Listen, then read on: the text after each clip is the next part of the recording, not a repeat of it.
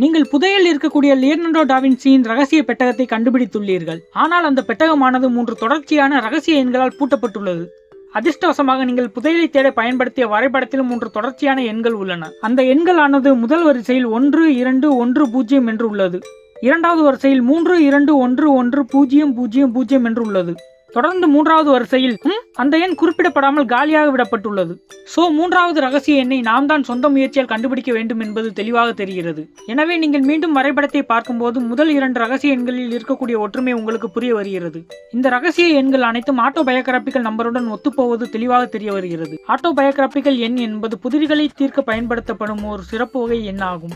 Autobiographical எண்ணின் ஒவ்வொரு டிஜிட்டும் அது இருக்கக்கூடிய பொசிஷனை வைத்து மற்ற எண்கள் எத்தனை முறை இருக்க வேண்டும் என்பதை குறிக்கிறது. முதல் டிஜிட் 0 எத்தனை முறை இருக்க வேண்டும் என்பதையும், இரண்டாவது டிஜிட் 1 எத்தனை முறை இருக்க வேண்டும் என்பதையும், மூன்றாவது டிஜிட் 2 எத்தனை முறை இருக்க வேண்டும் என்பதையும் குறிக்கிறது. அதே போல் அடுத்தடுத்து இருக்கக்கூடிய எண்கள் அவை இருக்கக்கூடிய பொசிஷனை வைத்து எத்தனை எண்கள் இருக்க வேண்டும் என்பதை தெளிவாக குறிக்கிறது.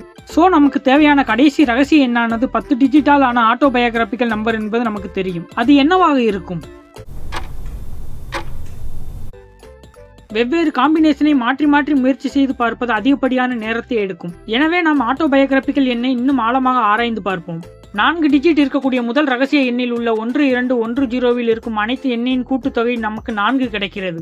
ஒவ்வொரு ரகசிய எண்ணில் இருக்கக்கூடிய ஒவ்வொரு தனிப்பட்ட டிஜிட்டும் அதில் இருக்கக்கூடிய இதர எண்களின் எண்ணிக்கையை குறிப்பிடுவதால் இந்த தகவல்களும் பயனுள்ளதாக உள்ளது. எனவே இதிலிருந்து நாம் கண்டுபிடிக்க வேண்டிய 10 டிஜிட் ரகசிய எண்ணின் கூட்டுத்தொகை 10ஆக இருக்க வேண்டும் என்பது தெளிவாக தெரிகிறது. இந்த தகவலில் இருந்து நமக்கு மற்றொரு முக்கியமான விஷயம் தெரிகிறது. நாம் பெரிய எண்களை மீண்டும் மீண்டும் பயன்படுத்த முடியாது.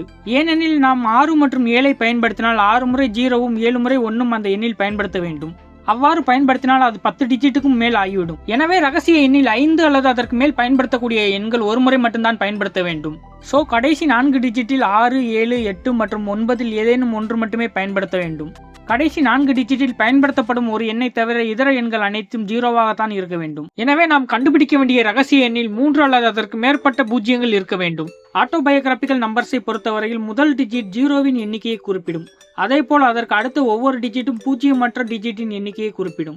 முதல் டிஜிட் ஆனது பூஜ்ஜியத்தின் எண்ணிக்கையை குறிப்பிடுவதால் அது கூட்டுத்தொகையை பாதிக்காது. எனவே அதை விட்டுவிட்டு மீதமுள்ள அனைத்து டிஜிட்டையும் ஒன்றாக சேர்த்து கூட்டுத்தொகை பார்த்தால் அந்த எண்ணில் எத்தனை பூஜ்ஜியமற்ற டிஜிட் உள்ளன என்பதற்கான எண்ணிக்கையை பெறலாம். எக்ஸாம்பிளுக்கு நம்ம முதல் ரகசிய எண்ணை கொண்டு இதை செக் பண்ணி பார்ப்போம். 2 + 1 = 3 என்பது 3 டிஜிட்டுக்கு சமம். இதிலிருந்து ஒன்றை கழித்தால் நாம் விவாதித்தது போலவே முதல் டிஜிட்டுக்கு அடுத்து எத்தனை பூஜ்ஜியமற்ற எண்கள் இருக்க வேண்டும் என்ற எண்ணிக்கை கிடைக்கும்.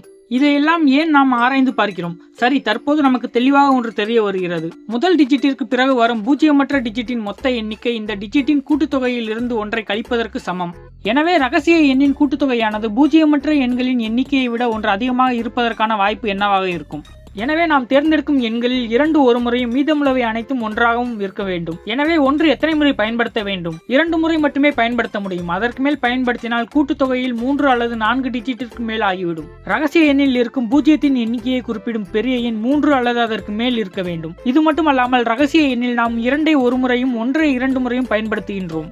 இதில் ஒரு ஒன்று பயன்படுத்தப்படும் 2இன் எண்ணிக்கையும் மற்றொரு ஒன்று பயன்படுத்தப்படும் பெரிய எண்ணின் எண்ணிக்கையும் குறிக்கும். எனவே நாம் இதிலிருந்து 0வின் எண்ணிக்கையை குறிப்பிடும் பெரிய எண்ணை எளிதாக கண்டுபிடித்து விடலாம். தற்போது நாம் கண்டுபிடித்த ஒரு 2 மற்றும் 2 ஒன்றின் கூட்டுத்தொகை 4 கிடைக்கிறது. அந்த 4ஐ 10இலிருந்து நாம் கழித்தால் நமக்கு 6 கிடைக்கிறது. தற்போது கண்டுபிடித்த அனைத்து எண்களையும் அதன் இருப்பிடத்தில் பொறுத்துவிட்டால் நமக்கு தேவையான ரகசிய எண் கிடைத்துவிடும். 6 முறை 0, 2 முறை 1, 1 முறை 2, 3 பயன்படுத்த போவதில்லை, 4 பயன்படுத்த போவதில்லை, 5 பயன்படுத்த போவதில்லை, 6 ஒரு முறை, 7 பயன்படுத்த போவதில்லை, 8 பயன்படுத்த போவதில்லை, 9 பயன்படுத்த போவதில்லை. தற்போது இந்த ரகசிய எண்ணை பயன்படுத்தி லியோனார்டோ டா வின்சியின் ரகசிய பெட்டகத்தை திறந்து உள்ளே செல்லலாம். அங்கு பல புதையல்கள் எங்கு இருக்கும் என்பதற்கான லியோனார்டோ டா வின்சியின் ரகசியங்கள் அடங்கிய புத்தகம் கிடைக்கும்.